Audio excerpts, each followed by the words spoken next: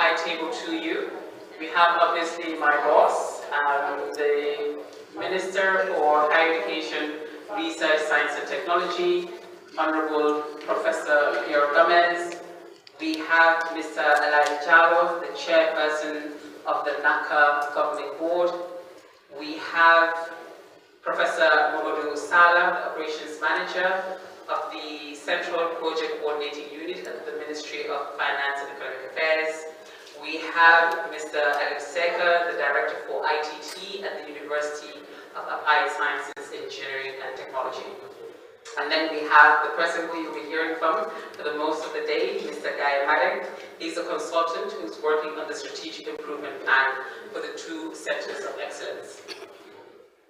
Given the fact that we have started late, I opt to skip out of giving you welcoming remarks, and we'll go straight into the program proper, where we'll be commencing with prayers. The usual Gambia way, please do pray in your own way.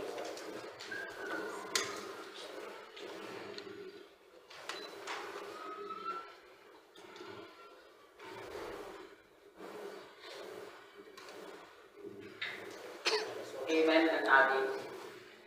So we'll be having the keynote address from my Honorable Minister, after which we'll proceed to take a group photograph outside. We will then have a short break of coffee and tea, and then get into the program proper, as I mentioned earlier, where the consultant will be taking us through the general strategy of the Strategic Improvement Plan. After that, we'll be having discussions and a question and answer session. And whilst we're having our lunch, they'll be gathering their thoughts and come back into the room to give us a way forward on the progress of the project. So without much ado, Honorable Minister, if I can please call on you to give your welcoming remarks.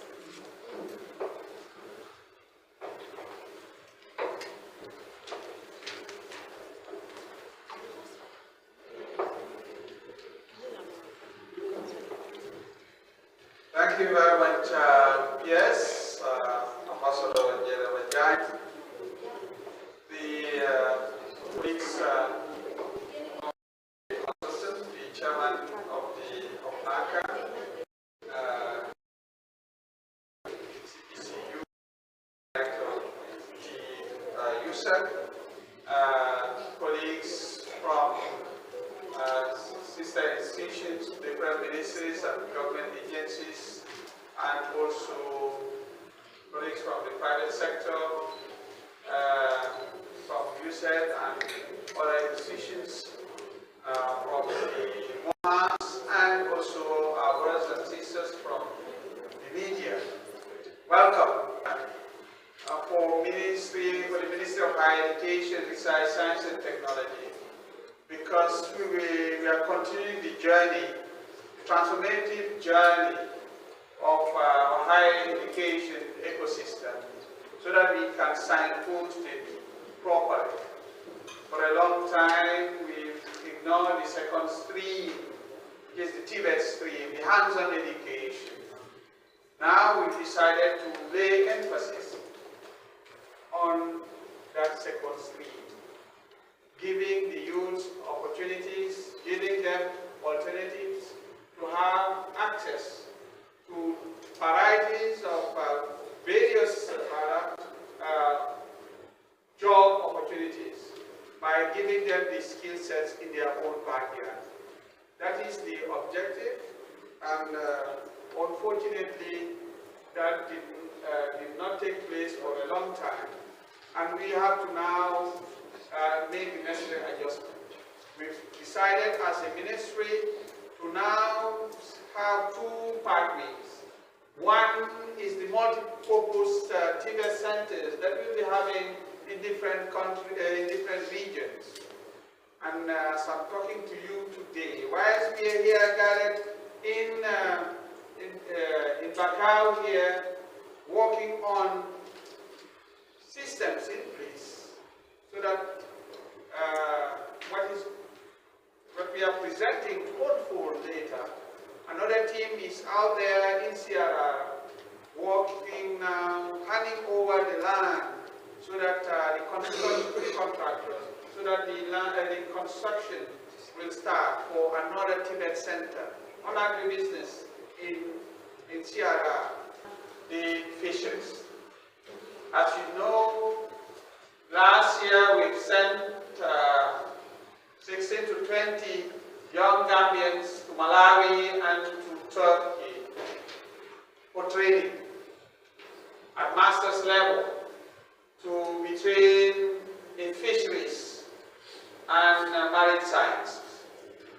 And others, these are the biology majors. Those, they are BSc in agriculture and also economics. We send them out between on agribusiness. In anticipation of what is going to unfold this year, hence our presence here today, that is to work on now the design and the different components of the specialized TVET centers, 2 centers of excellence, one on agribusiness and one on fisheries. So in Nepal, before this we'll be having the agribusiness there, another agribusiness center of excellence, and the other in Tujere we'll have a center of excellence on fisheries and aquaculture. You will agree with me that will be for the first time in the history of the Gambia. You also agree with me that that will be 60 years after independence. That things will be right.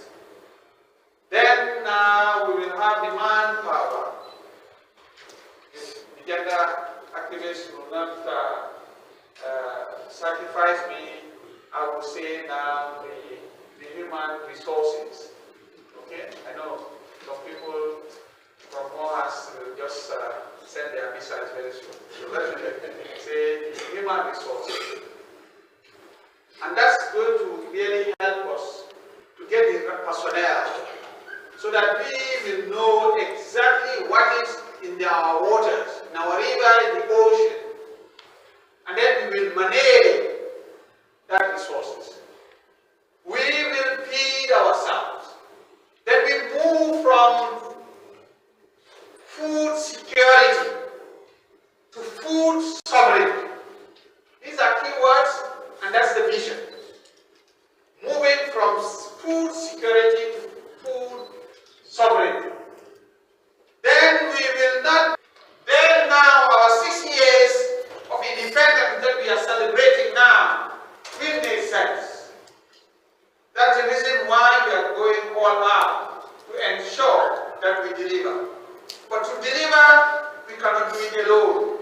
Hence your presence here, to come and listen to our vision, our roadmap. Then you help us fine-tune so that in the coming months we roll it out. The construction of these 2 centers of excellence must start this year. Within a short period, for that to be delivered, come 2026, for us to be able to now have something to celebrate of. That's the reason why we're here. But let's do it right. But with you, we have no doubt that you'll be making history. This is what the Gambia is putting on the table. But using those with expertise, people like you to guide the process. Then and then, you will tell generations yet unborn that you were there, you did it. When there was nothing, you put forward the first centers of excellence on fisheries and aquaculture and also agribusiness. Then the personnel that will come out from these centers will be now taking charge of their development trajectory. And the Gambia will be able to now fine-tune our development agenda. Then we will not be postponing our development. This is what we are looking for. And we count on you, and behalf of His Excellency President Adama Barrow to ensure that we deliver. And to deliver with mass, there is no way that we will have to fail. There is no way we have to delay. The Gambian people out there don't have the luxury to wait. They want to see results. Projects must make sense. Projects cannot come and then later they end, and people are not able, binding to corner, to explain how the funds were utilized. They cannot explain what they're able to do. It must be tangible. The results must be seen. The Ghanaian people must feel the outcome of that. That's our objective. Anything other than that would have betrayed the Republic. Anything other than that would have betrayed the Gambian people. In defense of the Republic, we are called upon to be those builders and build this nation, build a better Gambia, a beautiful Gambia. After 6 years of independence, today is a call for the laborers to come out. We count on you. Come and build this nation. Now is the time to come out and stand for the Republic. Gone are those days when we will be there complaining. We don't have this, we don't have that.